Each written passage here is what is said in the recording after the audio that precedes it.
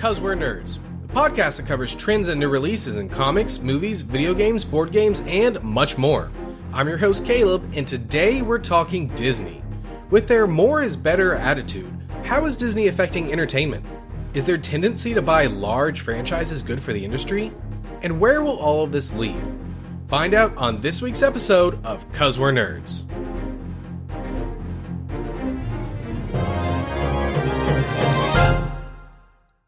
Jacob! Woo! Caleb! Yeah! Another episode, another week. Yes, sir. So, Zach is swapping out with Jacob for this week, so Zach can be on next week's episode, and you will find out what that is going to be about at the end of the show. But before we get started, we have a special shout out. Today, recording day, is Taylor Poole's birthday, so happy birthday, Taylor. Happy birthday, Taylor. Hopefully you listen to this, and if not, then we have just wasted a minute of our time. Nice. So, so stupid. So today we're talking about Disney, Jacob, and specifically their empire, because with them purchasing 20th Century Fox, they are now going to have a massive piece of the pie for the entertainment industry. And some say that that's a good thing, and some say that's a bad thing. And that's what we're here to talk about today. Yes, we are. So, start us off, Jacob. What do you think about this whole 20th Century Fox purchase? Okay, well, personally, I'm excited about it. That's for some selfish reasons. But, you know, just looking at, we are nerds after all. So, looking at just the movie franchise part of it, with the acquisition of the X-Men into the MCU, possibly, that is very exciting. I'm super excited about that. It's been a long time coming, and it's going to be super exciting to see what they do as long as everything completely pans through. However, looking at some other things, you know, they're not only getting the movie franchise with this acquisition of 21st Century Fox. They're getting some more TV stations. They're getting some, I think, news stations, I believe. And there's just a lot. And when you think about it, it's kind of alarming. And you just need to step back and look at everything that they own, because I had no idea how much Disney owned.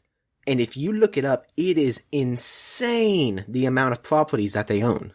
Yeah, just with TV networks alone, these are the big ones that they own. They own ABC, so that's all of ABC's channels, and they've got like 3 or 4. They own all of the A&E channels, Lifetime, obviously Disney Channel, which again encompasses multiple channels. And what I didn't realize is they have an 80% stake in ESPN. Yes, I also did not realize this. I don't know why they decided to go with ESPN. I guess it makes sense. It's so popular, and they're probably making a lot of money out of it. But oh yeah, for some reason when I think of Disney, I guess just growing up as a kid and stuff, I only think of entertaining, which ESPN is entertaining, but I strictly think of, cartoons, movies. Animation. Yeah, exactly. Shows. I don't specifically think of sports, but it makes sense why they have it. Yeah, and I think that that's their public image in general with everybody, is that's the type of company they are. I'm sure that people in the know that ESPN is owned by them. I just don't watch a whole lot of sports, so I was not aware of that. I did know ABC was, because that's why Agents of S.H.I.E.L.D. is on ABC. But A&E, I had no idea. Lifetime, I had no idea. And Disney Channel, I had no idea. Caleb, are you sure? Maybe one of those isn't true. But yeah, if you go back through their history, you see that they've actually had a history of purchasing large companies. So way back in 95 is when they did a purchase of a couple things. Among those were ABC and that 80% stake in ESPN. This is also around the time that they were making like Toy Story and stuff. So they were working with Pixar. That's how we got the Disney and Pixar kind of umbrella. And then they decided in 2006, you know what? We're tired of working with these guys. We're tired of losing some money to these guys. We're just going to acquire them. And so they bought Pixar in 2006. And then following Pixar, Caleb, in 2009, they decided to jump on the now ongoing train and purchase Marvel and start producing superhero movies. Which is actually really interesting when you look back at that, because in 2009, Marvel had only released 2 films the year prior in 2008. 2008 saw the release of Iron Man, and then I think a month or 2 later, The Incredible Hulk. So The Incredible Hulk did okay, but it wasn't great. It wasn't a smash success. Iron Man was, but the fact that they were willing to buy Marvel, I think it was for like $3 billion or something. I didn't write it down. It was a lot of money. After they had only had like that one massive success is kind of insane, but it did let Marvel go on to do bigger and better things. Yes, and also it's crazy whenever you think about it, because yes, they bought Marvel, but looking up until that point, superhero movies were not as prime time, as they are now. And so it was an interesting way for them to invest, because back then, animation of superheroes was the main thing to go to. There wasn't, there were some good movies, yes, but there was also some major flops with superhero movies, like with Catwoman and things like that. And it's just, they made the right decision looking back now, but I'm sure whenever they bought it, they did not know exactly what they wanted to do yet. And Caleb, speaking of that, it was $4 billion that they bought Marvel for. Okay, yeah, I knew it was around that lower billion mark. Yeah, so that's kind of insane. Like you were saying, superhero movies are on the way out. We did have The Dark Knight that previous year, which kind of helped reinvigorate it, but the other superhero movies have definitely been on a decline, and Iron Man was kind of going up. But not to get too far into that right now. Also in 2009, they purchased a 30% stake in Hulu, which, again, I was not aware of. Neither was I. I had no idea. Yeah, and then fast forward to 2012, and we all know that they purchased Lucasfilm, which comprised of mostly Star Wars and Indiana Jones, and which is why we are now getting a plethora of Star Wars movies.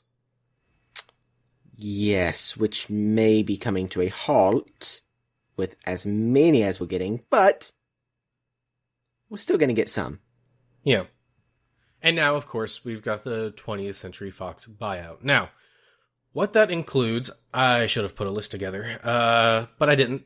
But as you said, Jacob, that includes their news side of everything. They are keeping their sports side, Fox Sports, so that is actually what they're going to be focusing on from now on. But they are selling off their entire film library. I know that includes like Aliens.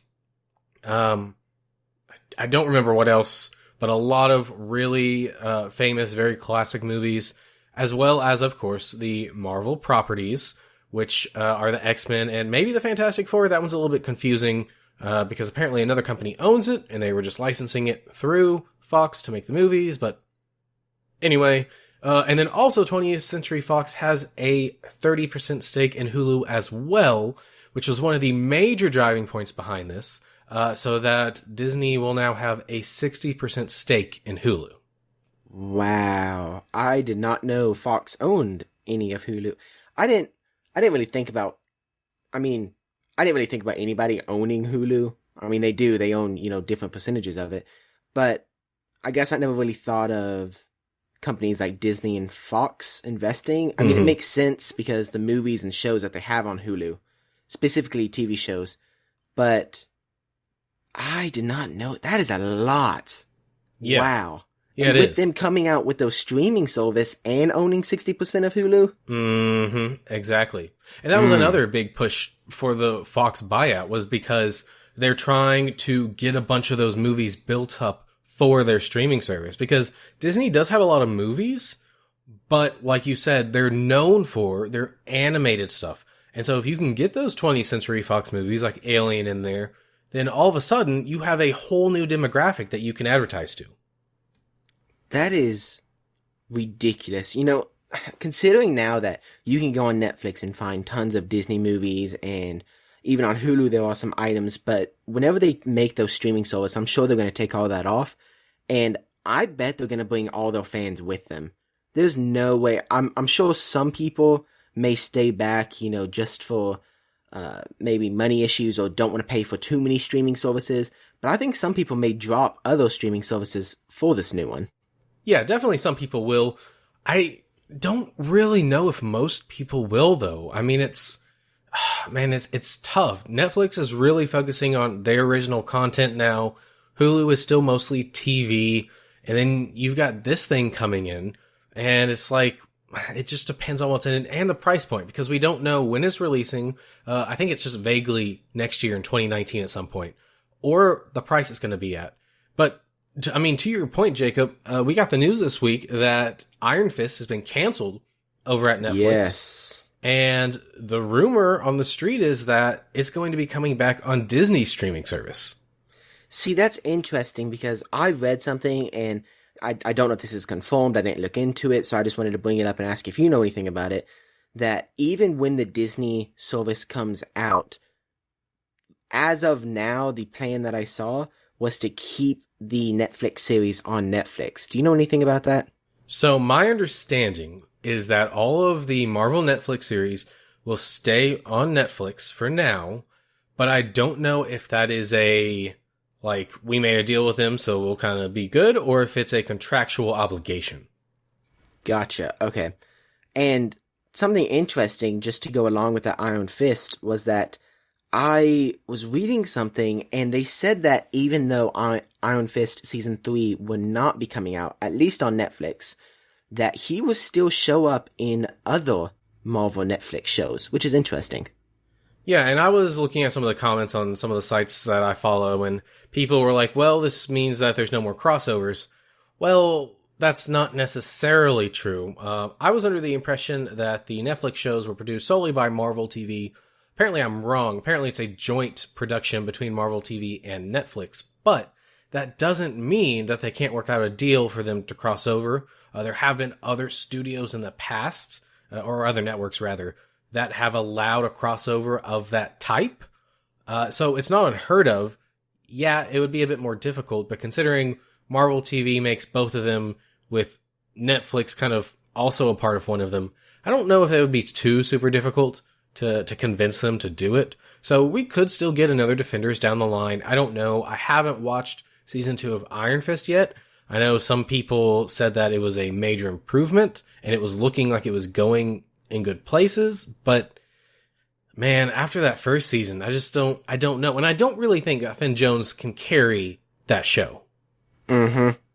And talking about the crossovers, Caleb, I think also Netflix will be more willing, because now that Disney will have their own streaming service, they can kind of hold it against them. Hey, you know, if you don't want us to do crossovers anymore, we'll just pull our shows off of your platform and put them on ours. And I think that Netflix obviously doesn't want that to happen. And so I think that they would be more willing to allow crossovers at that point. Yeah, exactly. And we don't really know what that's going to entail. I mean, there's a whole lot of questions about the streaming service, but we don't want to get too deep into that in particular, because really, again, we're talking about the expanding nature of Disney. So let's take a step back for a second. We've gotten into a little bit of the nitty gritty, and look at this as a whole. After this merger goes through, or buyout, or whatever you want to call it, Disney will own Marvel and Star Wars, two of the biggest franchises in history, not even right now, but ever.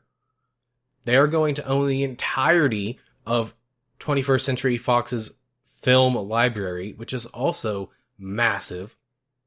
They will have their own streaming service. They will own 60% of Hulu.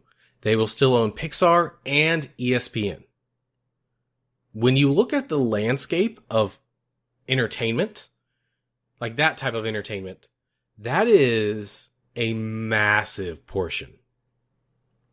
Yeah, I think this is why it was taking people so long to look at the merger or buyout or whatever you said, from happening, because as you know, monopolies are legal. And with this, I'm not saying it's monopoly yet, but I mean, they're gonna own a ridiculous amount. This is unheard of. This hasn't really happened, before. And with the percentages that they have and then buying out other big companies, I don't want to say no one's safe, but I mean, what's it gonna take to stop them, Well, I kind of think that they can't purchase another major company. Another major film company, rather. I think that at that point they have gone too far because, I mean, there are other big studios out there. There's Universal. I haven't been paying attention to movie studios lately, and I should know these, but I don't know these. Sony, there's Sony out there, but there's not too many others out there of that caliber. Of course, there's innumerable kind of smaller indie production houses, but they don't really count. They're not the same thing. Mm-mm. So I think that those are safe. I think that they could still potentially purchase large franchises. Oh, Warner Brothers, obviously. That's another one. Oh, yeah. Duh. I think they could potentially buy other major franchises, but thinking about the franchises that are around, there aren't that many other ones. I mean, we've got Harry Potter, we've got The Fast and the Furious, we've got what? Caleb? That's a great question. I'm sitting here trying to think of long-running movies, and I mean, you've got movies like Halloween and Friday the 13th that they're going to remake forever, but they're not the same type of franchise. Yeah, I'm trying to think of movies more specifically, like you said, like The Fast and Furious, ones that keep going and they're not necessarily skipping movies, or, kind of like the new Halloween movie is skipping some movies that were already made before, and they're just retconning it, saying that they're not even happening. I guess the Bond series. Oh, that's true. That's true. That's a good one. Those are like three that we kind of struggled to think about when right off the bat, Star Wars and Marvel, I mean, those are the kings right now, right? Oh, yeah. I mean, easily. I guess Harry Potter gives them a run for their money, but if you release a Star Wars movie versus Harry Potter, I'm pretty sure I know which one's going to win.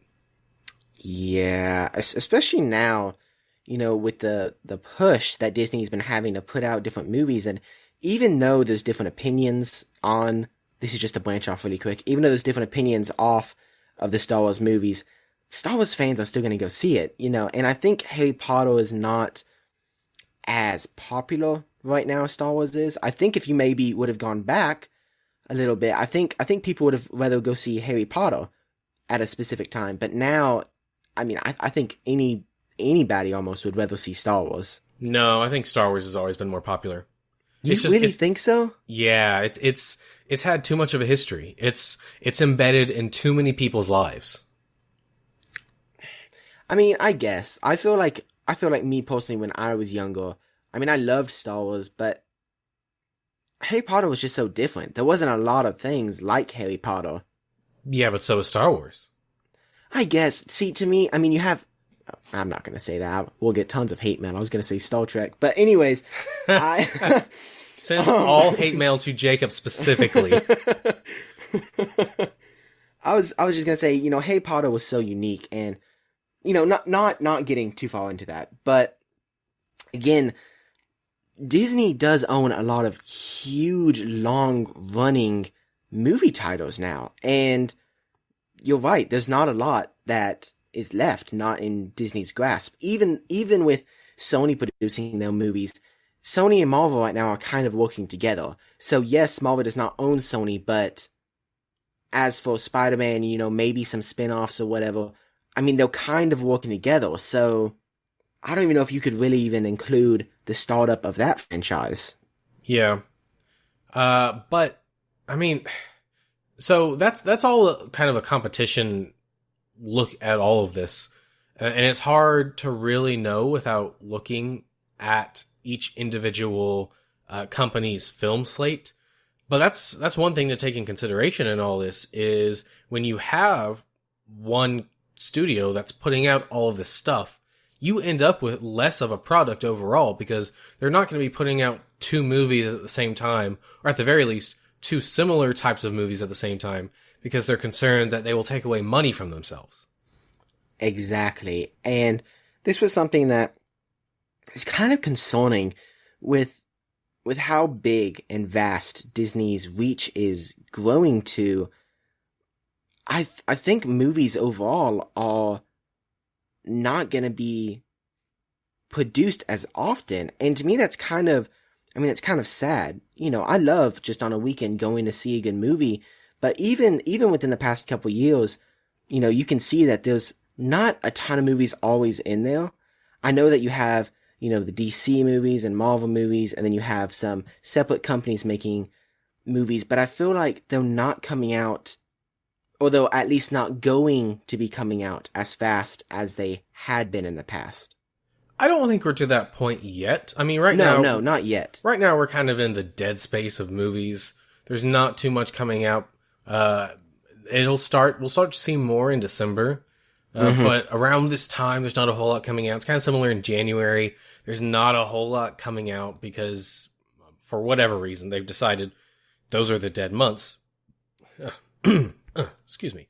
But it's something that could totally start happening, which would be a shame because why would you take a massive industry and whittle it down to just a couple movies a week or whatever, you know? But there is a flip side to this, which I kind of alluded to earlier, is when you have a company like this that has a ton of money. Jacob, as you wrote down in our notes, in 2018, their net worth was $113 billion. So just enormous amounts of money. When they come in and they purchase these companies, specifically like Marvel and like Lucasfilm, they are able to breathe new life into them and really make them work. So like in Marvel's case, that meant that they now had all this funding that they didn't have before. They now have a giant behind them that is willing to back them up and willing to help them in anything that they can to make sure that they succeed. And in the case of Lucasfilm, that means that a franchise that had, in a lot of people's minds, been driven into the ground is brought back and reinvigorated for a new generation of people, and also reimagined in a slightly different way so that now it's something that doesn't have to be once every 20 years. Now, talking with that, Caleb, I know with Disney buying all these movies, or all these companies, and working together with other companies, I had a question for you. There's so many different types of movies now being produced by Disney. You know, you have things ranging from Star Wars down to Cinderella, you know, things that are majorly different. And I feel like whenever you go see a movie and the company pops up on the screen that's producing it, I feel like the movie typically has something that you know came from that studio. Something that is unique to that studio or something. My question is, do you think that with Disney buying all of these movies and working together with people of these movies, do you think we're going to get less... I don't even know. Like less creative and less unique things? Yes, exactly. No. And here's why. Typically, when you have a company as large as Disney is, they have... what are they called? In comics, they're called imprints.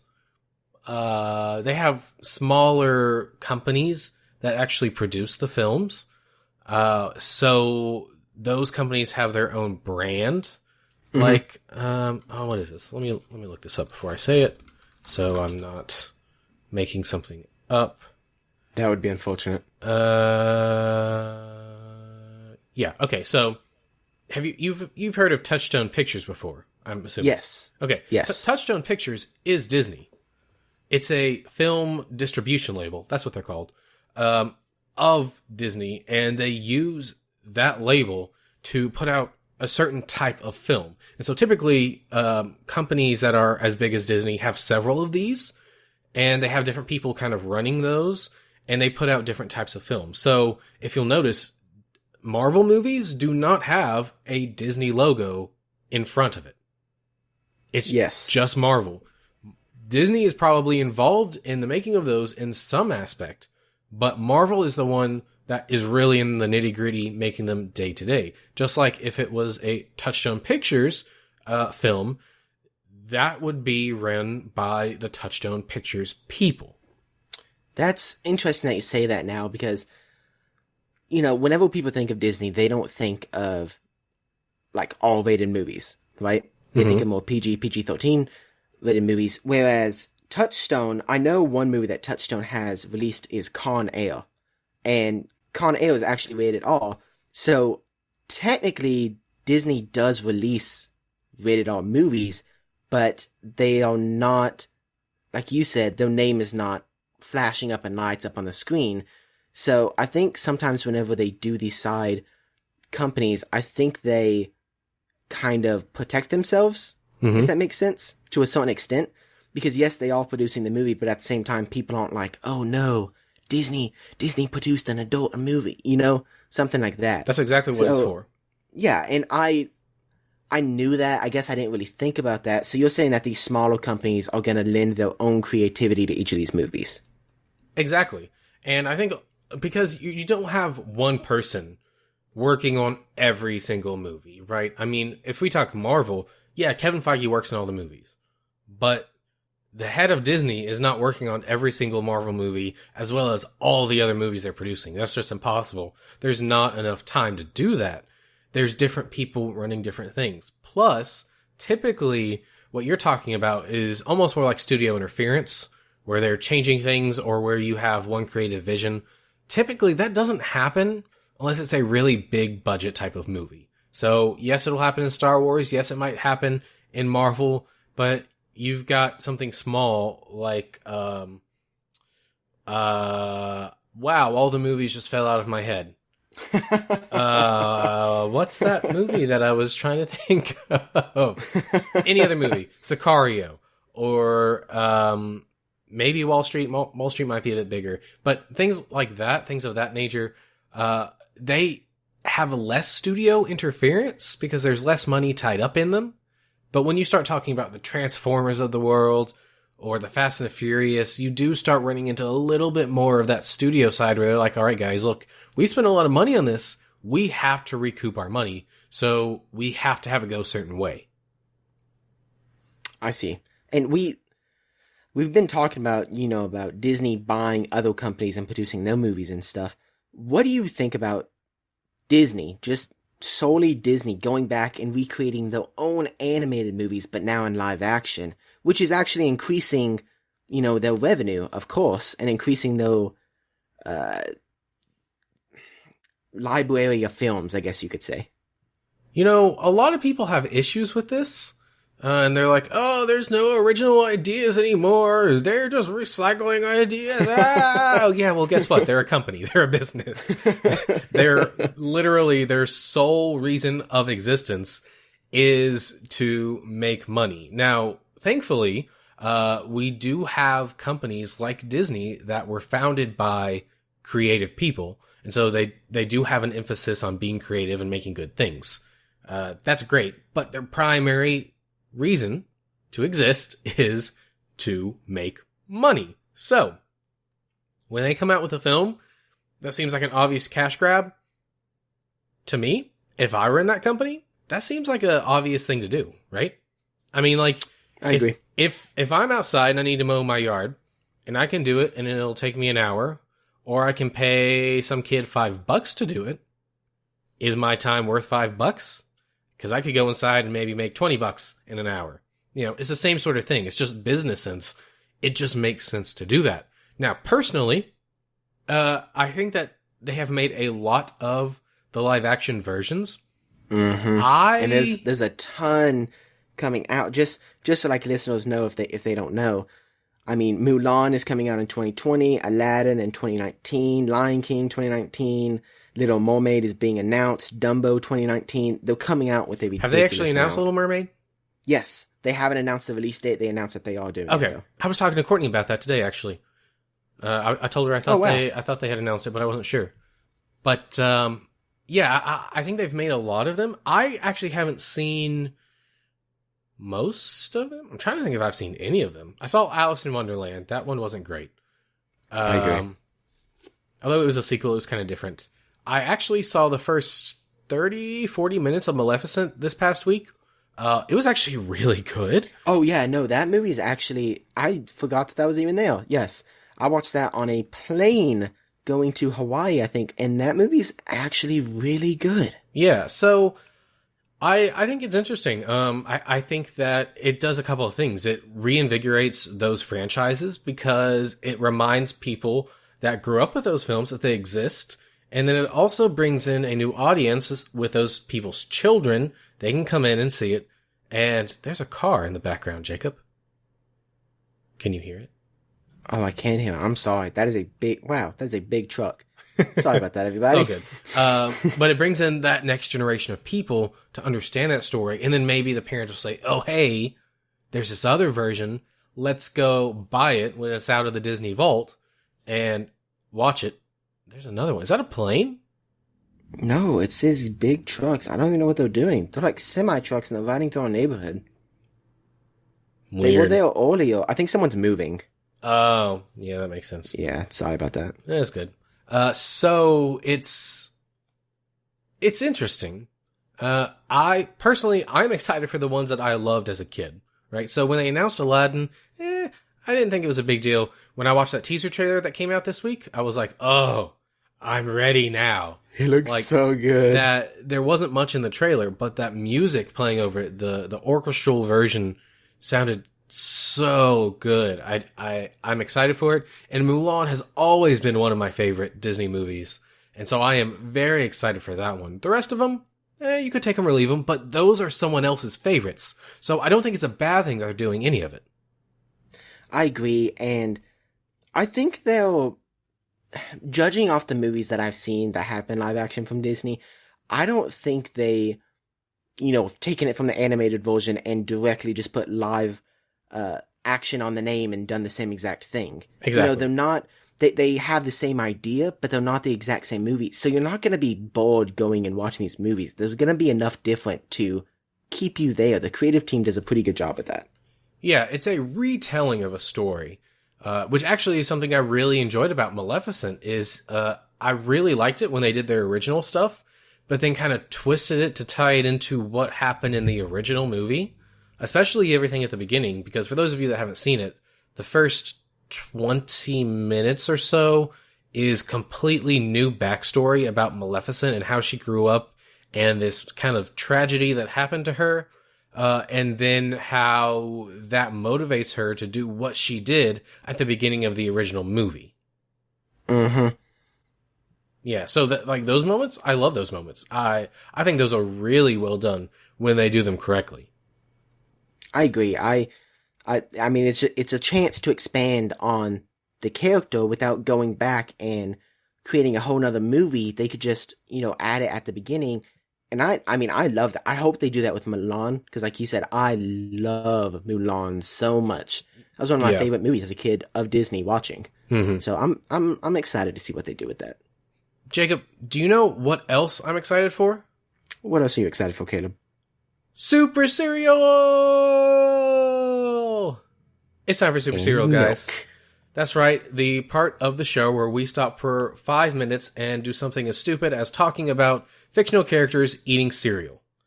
So, this week, since we're doing Disney, I figured, why not do the most famous Disney character of all in Mickey Mouse?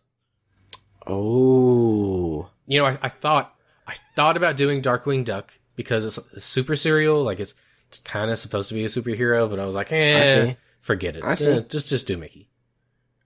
I mean, if you think of Mickey as in the Kingdom Hearts game, he's kind of a superhero. Exactly. Perfect. Well done. I got you. Don't even worry about it.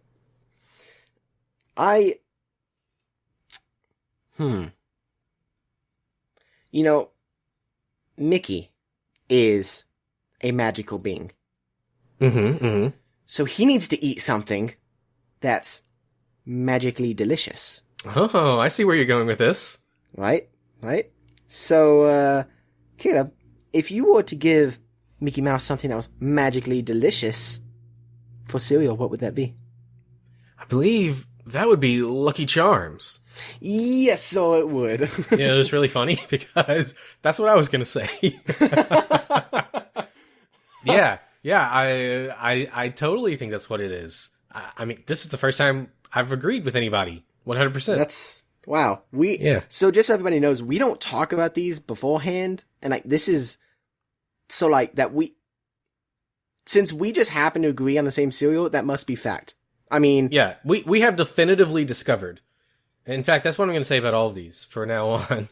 Definitively, these are the breakfast foods that these characters eat. Mickey Mouse eats Lucky Charms, and it is the marshmallows that give him his magical powers. In fact, Fantasia was just an acid trip, but instead of acid, it was Lucky Charms.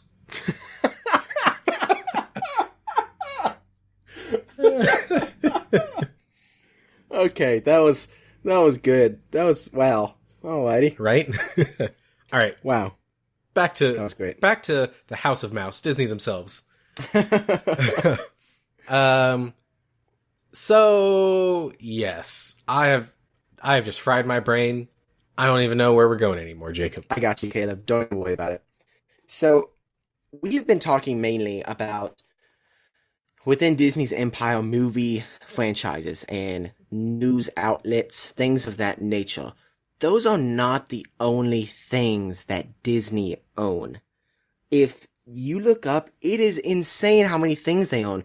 They own different music groups, theatrical groups, different types of theaters, just the soul building theaters around the country. And if you look at a map, I was looking at this earlier, and it shows where revenue from Disney's coming in, not counting movie theaters, because I mean, that's everywhere, but counting the different properties that they own around the world. It is ridiculous to see how much of the world is lit up to show the revenue that's coming from that area from different things. Yeah, I mean, they are a global marketplace. They distribute everywhere. I don't think that they make anything for specific markets individually, but I wouldn't be surprised if they did. Mm-hmm. They even have, I mean, if you think about, you know, most people when they think about Disney is the main things is animation, movies, and like Disney World and Disneyland, right? That's like the main things people think of. I think at least. But, I mean, Caleb, I know I keep like staggering. It's insane how much they own. They own, transportation companies around the world. I think they actually own part of a airline, if not their own airline. Oh, I'm sure they do. Yeah, and They've got their cruise line, the Disney cruise. Oh, that's true. I wasn't even thinking about that. That's so true. They've got a little bit of everything. Yeah, and so literally, you think of things that different companies are making money of.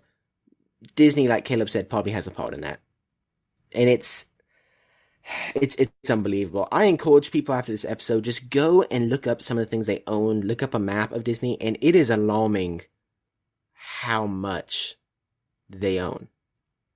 Yeah. I keep saying that, but I mean, it is. I mean, it's alarming, but it's also not surprising, if that makes any sense, because they are so big. I mean, I kind of just assume they have a part of any kind of thing you can think of. I mean, we haven't even talked about video games. It's Kingdom Hearts. You've talked about music. They've got movies. They probably have some kind of hardware division. I know they do because they had, what was it called? Disney Infinity. Oh, yes. That made hardware for that and different things. So they're in everything. But, you know, Jacob, I don't really know where else to go with this. So if you don't have anything, I think we might wrap this up. I actually had one more thing. Go for it. So, talking about Disney World and Disneyland and whatever the one in Japan is called, I don't know what that one's called. Disney World and Disney World Sea or Disneyland Sea. There's two. Oh, wow. Okay. Are those the only places that you know of? I think there's one in Paris. There might be one in somewhere like Korea or somewhere over there. I'm not sure. Wow. I'm gonna have to look that up afterwards. Anyways, though, what I was gonna say is, with them, purchasing these other companies and making new movies and all these other things that we've already talked about, they're also adding on to their theme parks, right? So they are adding, or they added a Star Wars land, right, to Disneyland? I think it's Disneyland. Well, it depends on what you're talking about, because there is a Star Wars area coming to MGM Studios, or Hollywood Studios, and that's in Florida, and I think that Disneyland also has a smaller Star Wars area. Okay, well, let's talk about the one coming to MGM in Disney World, right? Or I guess it's not Disney. Anyways, what I was going with this was that with all these properties being bought out and with them building onto their parks, and when you go to places like Disney World and Disneyland and you look around, they still have a lot of room for growth. They have bought, tons of lands, and there's tons of woods, right? Around, like, Disney World, specifically, I know for a fact. So that's actually one of their criteria when they're looking to build a theme park, is that there's enough area to actually expand. And fun fact, if you don't know, Disney World is built on a swamp. It was really unusable land, and it would be very expensive to renovate it so that it can be used. But Disney came in and they did that. And I think they also have a deal to keep a certain percentage of it the way it is to preserve that ecosystem. Oh, that makes sense. So, here's my question. They keep, especially after 24th Century Fox, now they have all these, once it goes through, they'll have all these different movies like Aliens that you say. Do you think they will add more parts to their theme park to accommodate for these? No. I think that the Disney brand is not going to be changing. I think that they are just going to be folding in these other properties into their streaming services, and they might even roll them into a new label. Okay. Because, I was just thinking that the opportunities that come now with all the movies and different franchises they're acquiring, they could build infinitely off their existing theme park. Yeah, no, I think if Fox has any famous child properties, which they might, I'm not really sure, those potentially, but the adult stuff, the only place I could maybe see that happening is like Hollywood Studios, because that is geared a bit more towards adults than children, but other than that, not really. Okay. That's all I had. I was just curious what you thought about it. Okay. And by the way, I looked up the list of Disney theme parks. There's Disneyland in California, Walt Disney World in Florida. There's Tokyo Disney and Tokyo Disney Sea, which are both in Tokyo. Disney Sea is, again, like an adult version of Disney World. There's Disneyland Paris, there's one in Hong Kong, and there's one in Shanghai, which is the one I was thinking about for Korea. That's not the same place, but yeah. Wow. Okay. That's good to know. So they've got a lot. So, is it a good thing or a bad thing that Disney is expanding and taking over new things? Look, there's no right or wrong answer to this. There is no definitive answer to this. It's just a thing that's happening. In some cases, it's great. I think for Marvel, it was fantastic. I don't think they could have done what they have done without Disney's help. With Lucasfilm, yeah, I think it's a great thing, because I don't know when we would have gotten new Star Wars movies. And now, not only are we getting new Star Wars movies, we're getting a Star Wars live-action TV show on their streaming service called The Mandalorian. We are getting... Which set photos came out for, and it looks amazing. Yeah, it looks like real Star Wars, so I'm very curious to see the production quality. But we're getting that. We're getting animated things. We've got the spin-offs that they're doing. I mean, there are all kinds of stuff that Star Wars fans have had in their heads and in books and in comics for years, but never on the screen. And I think that that's fantastic. On the other hand, yeah, they are getting a lot of stuff. And yeah, ultimately that might mean less movies. But sometimes it's good to have things together too. I mean, I would rather Fox be bought and have their entire library of movies on Disney's streaming service than Fox to come out with yet another streaming service. Because, I mean, Jacob, we're up to like 4 or 5 now, I think, just in our house. Yep. Because we've got HBO, which technically is included with our internet and cable, Netflix, Hulu, YouTube TV. I have the DC streaming. Yeah, you've got universe. That. I've got a friend that's got the Funimation streaming. I feel like I have another one. I don't know. Sometimes I forget about them because we have so many, we just don't use them. Yeah. So, I don't know. It was great when Netflix was the be-all, end-all, but that is no longer the case. So, anyway. I agree. Jacob, what do you think? Closing thoughts? I love Disney. I would always love Disney. It was in my childhood, and it'll continue to be in my adulthood, and I think that is fantastic. Jacob, in order for it to be in your adulthood, you would actually have to be an adult? I mean, I am 20. Right on that line. Goodness, you are 20. Oh, no. I feel so old. Caleb just got 5 more gray hairs. They just popped up. You wouldn't be able to tell the difference. All right, guys. We do want to hear your opinion, though. Is it a good thing that Disney is buying all these properties and doing all this stuff? Is it a bad thing? Let us know. Go to Facebook. I am going to put up a poll, and I'm actually going to put it up this time. Last week, or 2 weeks ago, whenever it was, Zach said he was going to put up a poll, and he didn't. So it didn't go up till like Sunday. This time, shame. I'm going to make sure it's up when the episode goes out. Go on there, vote, let us know what you think, leave a comment. We really want to know what you guys think. But, Jacob, that was that. Caleb. And this is this. It's time for What You Been Up To. What have I been up to? Studying. Superhero secret identities. Precisely. Nice. I gotta keep up my alter ego. I honestly have not done a whole lot. The things in my forefront of my mind would be, I am actually getting back into Fortnite a little bit. Oh, okay. I've been playing with one of my friends, and I'm actually doing really good now. I don't know if it just wasn't my type of game when it first came out, and it was something new and different, and I just wasn't used to that, so I was bad, or if everybody else playing it now is bad. I don't know which one it is, but the other night I was playing, and I got Victory Royale with 9 kills. So... Alright, so for us Fortnite non-initiated, what does that mean? Okay, that means you won. That means you are the last standing. I did it with my friend in duos, so it's 100 people in teams of 2 versus each other, right?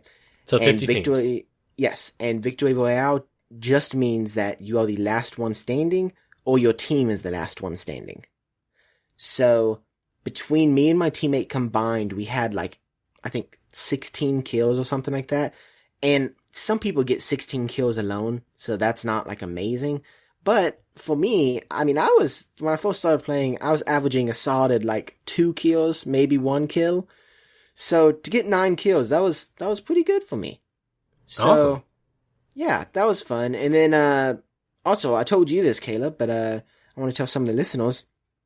I won't make it as long, but, as you guys know, I mentioned before, for Halloween, I'm going as Two-Face.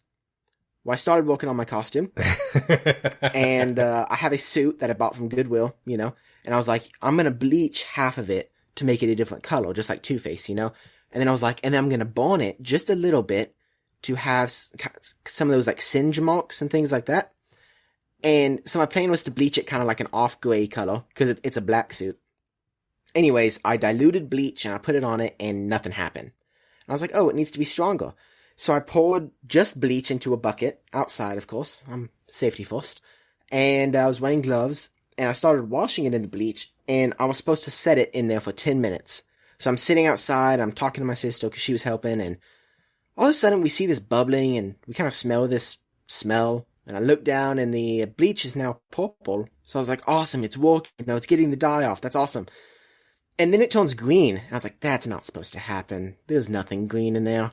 So I took out the suit, and when I took out the suit, now it looks like I literally dipped it in the same acid that Two-Face fell into.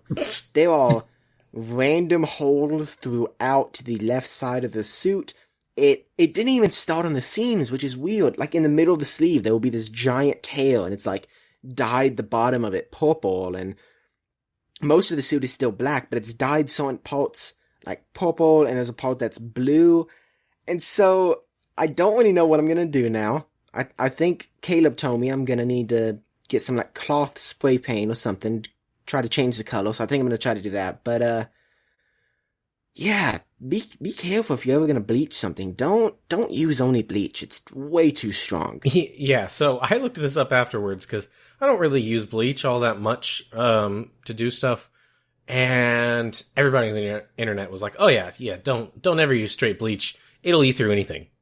Yeah, see, I saw that, but some people also said certain material you can't bleach. It depends what it's made out of, but you can't bleach to get the dye out of unless you use pure bleach. But the thing that I overlooked, because I went back and looked at it, they said make sure to wash it in it and then immediately rinse it off. I let it sit in there. You're only supposed to let it sit in there if it's diluted, and it wasn't diluted. So I don't know. The neighbors probably thought we were making a bomb because like it was kind of like steaming, and I mean it's fine. It's not that big of a deal. But if Jacob turns up dead in a couple of days, you'll know that he died of poison. Yeah, I mean it is what it is. It's fine. But yeah, that's what I've been up to. So Caleb, what you been up to? Well, a whole lot of stuff, but a whole lot of the same type thing. I've been pretty much in Kingdom Hearts for the last week. I've mentioned on here before that I've been playing through it. I was on Dream Drop Distance, which was the newest full game that had been produced, to my knowledge. And I worked, and then I got to a point where the difficulty just spiked way up. And I was getting through the bosses, but I know at this point, because I've beaten so many Kingdom Hearts games, whenever I think I'm close to the end, I know that I've still got like 4 or 5 more bosses. Even when I think I've beaten the game, there's at least 2 more bosses, because that's just what it does to you. It's kind of a frustrating experience. But, were you going to say something? I was just going to say, fun fact, I have never played a Kingdom Hearts game. Well, fun fact, I'll let you borrow mine. Oh yeah! Pops was having a brother. That means you have to play it, though. Oh, kind of like Final Fantasy 15? I don't want to talk about that, Jacob. It's such a long game. I don't want to talk about that. Anyway, so I got to this part, I couldn't beat it. Like, I would start the fight and die within 10 seconds. Legitimately. Oof. I couldn't dodge the guy. I tried it like 6 or 7 times, so ultimately I just gave up, and I was like, you know what? I'll deal with this later. Came back, leveled up like 15 levels, doing some grinding. I leveled up my Pokemon type creatures and got a bunch of extra stuff. Went back to fight him and had him to half health in like a minute. Oh, nice! Like super fast. And so I ended up beating him, and I ended up beating the game, and that was great. Woo! Yay! Yeah. And I was like, all right, well, I've got 2 more things left to do to be done with all of Kingdom Hearts. So that's what I did for the rest of the week. I did Kingdom Hearts Point 2, a Fragmentary Passage, which is it's pretty short. It's just over 2 hours. It's like a little mini. It's built the same way Kingdom Hearts 3 is going to be built, but it's not part of Kingdom Hearts 3. It's like a connective tissue between some of the other games. I guess you could think of it that way. Which was good. It was a little bit harder than I expected it would be for what it was, but it wasn't too bad. And then I watched, the last thing was a movie, or an extended cutscene is what they call it. It's about an hour long. It's called X or Key. It's probably Key. It's a little complicated, but it's probably Key back cover. Key : back cover. It's called that because there was a browser game called Key, and this is like the other side of that, so it's like the back cover of the game. If that makes sense. Yeah, that makes sense. Which was about an hour. And so I finished all of it. I've played everything Kingdom Hearts that I can play, except for the browser game, which I'm not going to play because it's a browser game, which they then ported to a mobile game. I'm not going to play it. That's why I watched X back cover. But what did I think of all these things? Kingdom Hearts is known to be very confusing from a storyline perspective. And I'm not going to lie to you, it is. It's hard to follow sometimes. Some of the terms they use are very vague. There's a lot of darkness and light and, oh, he got you because of the darkness in his heart. And it's like, what does that mean? What are you guys even talking about? Right. But if you do a little bit of work after you finish the game and go online, you can figure out exactly what happened. And that's what I've been doing as I've been playing. So I had a pretty good idea of what was happening. Then comes Dream Drop Distance, which just confuses things way out there. For no reason. It made me think something had happened that didn't actually happen, but I didn't want to look it up till I was done with the game because I didn't want to get spoiled about anything. So that was really frustrating. So that game really confuses things. If you look it up after, you can find some really good explanations about what actually happened, and it makes sense, but still super confusing. So, go ahead. I was just gonna say, if you count all the Kingdom Hearts games that you've completed, which is all of them beside the browser one that you said, right? Yeah. How many hours do you think you've put into Kingdom Hearts overall? I have a list. Oh, I can look. Yeah, so I have a list on my drive of all my PS4 games, and the times it takes to complete them and how long it took me to complete them, because I had so many I hadn't played. I wanted to know how many hours. All right, so let's see. This one, guy. That was 1 hour. Birth by Sleep was like 2.5. All right, so let's see. 6, 7, 9.5. 20. Oh goodness. All right, hold on. That's about 60. That's about another 60. That's about 120. Plus another 30. 150. Plus, so probably about 160 hours roughly. Wow. Of Kingdom Hearts, which I've done over the past year and a half, I'd say. So there's 9 games in the Kingdom Hearts franchise plus that movie. But the thing with what I'm doing is I'm doing the collections that they put out on the PS4. So 2 of those aren't actually games. Instead of porting the game, they pretty much just ported the cutscenes, so you get the story. Oh, gotcha. Okay. Yeah, so I didn't play 9 games. I played 1, 2, 3, 4, 5, 5.5, I think. I see. I think that's right. So now your next goal, since you've completed it, is it took you a year. Now you have to sit down straight for 6.5 days and complete it nonstop. No, I'm good. I'm waiting for Kingdom Hearts 3, which comes out in January, which I will talk about in a moment. But to get back to the games real quick, A Fragmentary Passage, that was good. Play it. And a back cover was actually good too. It's also rendered in Unreal Engine 4, so it looks real. It looks good. It's less of a collection of cutscenes like the other ones were, which was kind of boring, and more of an actual movie, but not to the extent that it could have been. It's kind of hard to explain. So, would I recommend Kingdom Hearts overall? Yes, absolutely. And now is the time to do it. Why? Because Kingdom Hearts 3 comes out in January. That is supposed to be the completion of this Kingdom Hearts saga.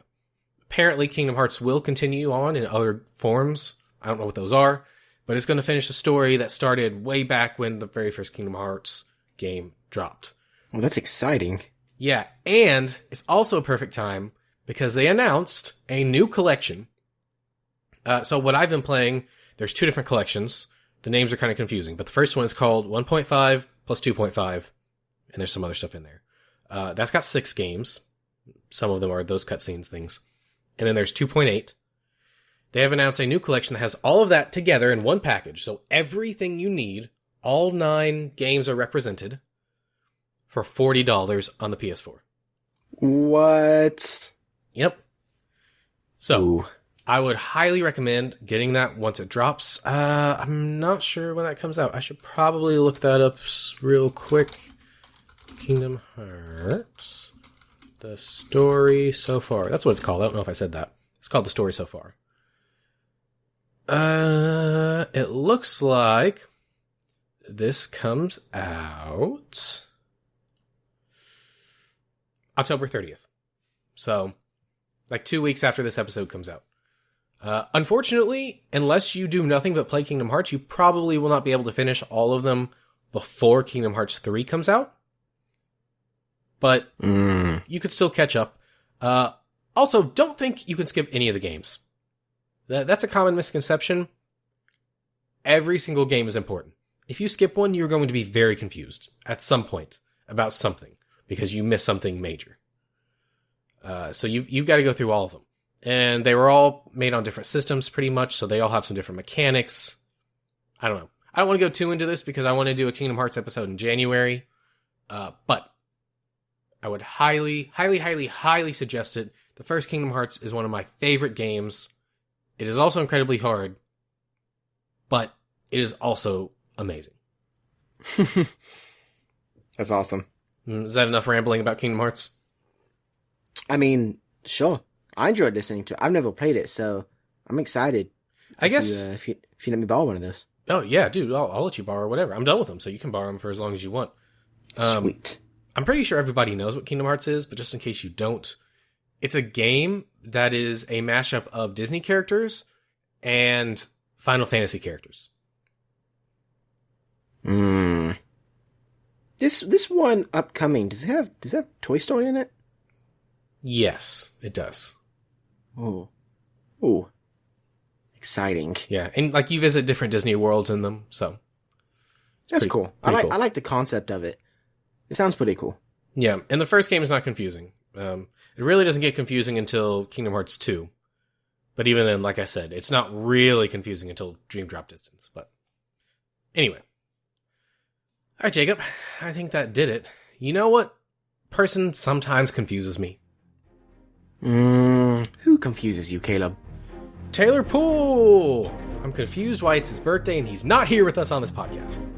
Aw, Taylor Poole. Tried to give him his birthday present to be here on the podcast and he did not accept. I made that up. He's probably too busy making awesome jams.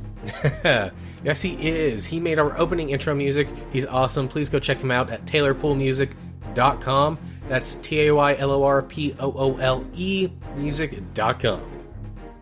And while you're checking him out, go ahead and head on over to CNC Power Hour. That's the letter CNC Power Hour. They stream Magic the Gathering and some other games. Magic the Gathering, I believe, is on Sunday, and other games periodically throughout the week. Usually on Saturday. Yes. Did you say where to find them? Yeah. Twitch? Yeah, I did. Okay. Sorry, I zoned out. I wasn't listening. Oh, no.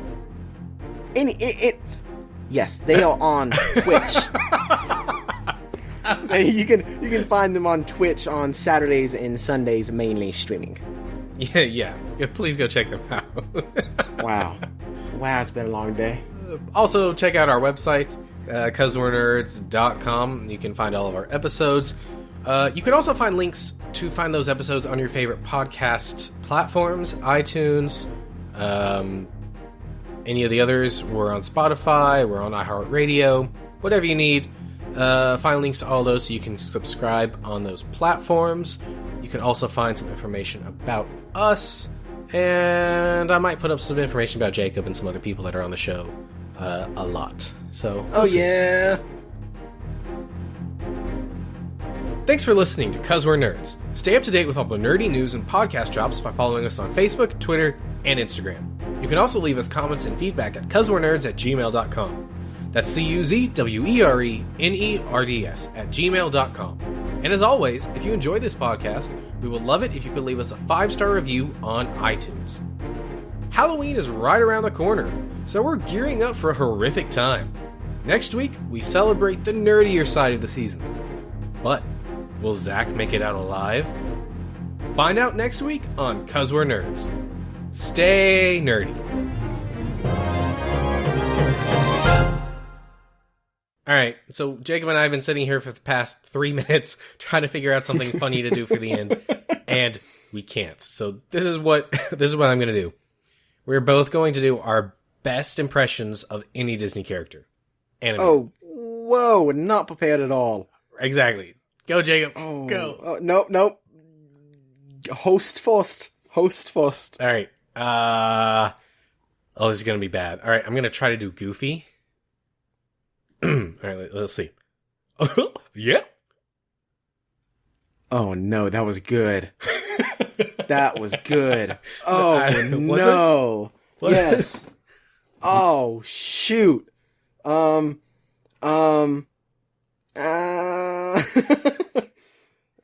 What's a Disney character? Give me one. Mickey Mouse. Oh, I can't do Donald Duck. What does he even sound like? It's like a duck. It's Minnie Mouse. That's the same thing as Mickey Mouse. Who are we doing in Louie? You know what, guys? I can't do one, so I'm gonna give my Mickey Mouse to Caleb. What? No, that's not how that works. It's already done. You gotta do it now. No, I refuse. Okay. Do your best Captain Hook. Oh, oof. I think I'd rather do Mickey. What? Look, kid. I did Venom last week. I feel like I shouldn't be able to do it this week. My throat is still destroyed. That's what it is. Oh, you're a liar. Oh, Venom's technically a Disney character. Boom. No, I said animated. Oh, you did. Well, I mean, he's kind of animated. No. I mean, you can do Cinderella if you want. Oh, genius. No. Dadgummit. Okay. This is hard. Here's what I'll let you do, Jacob. Instead, you have to do your best. Oh goodness, I just forgot the name of it. No. I can try to do Elmo. Elmo's not Disney, but I can try. No. What's it called? You have to do your best Let It Go song. Ooh, nope. I think I'm just not going to do anything. You have two options. You have Mickey Mouse or you have Let It Go. Make your choice. What does Mickey even sound like? Do your Mickey really quick so I can see what it sounds like. You're trying to trick me. No, I'm trying to see how it sounds like. This is going to be really long. Jacob, just go. I don't remember what it sounds like. All right, sounds like you got to do the song then. He's like, I can't even do it. I'm trying. Words are not coming out. It's like, that's all, folks. That's Porky Pig. What are you doing? I know. I couldn't think of anything. Jacob. Good times. Sometimes you just have to let it go. Wow. Okay. All right. I quit. Let it go. Let it go. Not holding on anymore. I don't think that's the right word. That's definitely not. That's all right. But It shows that I'm not watching Frozen. All right. In the immortal words of Jacob's Mickey Mouse, that's all, folks.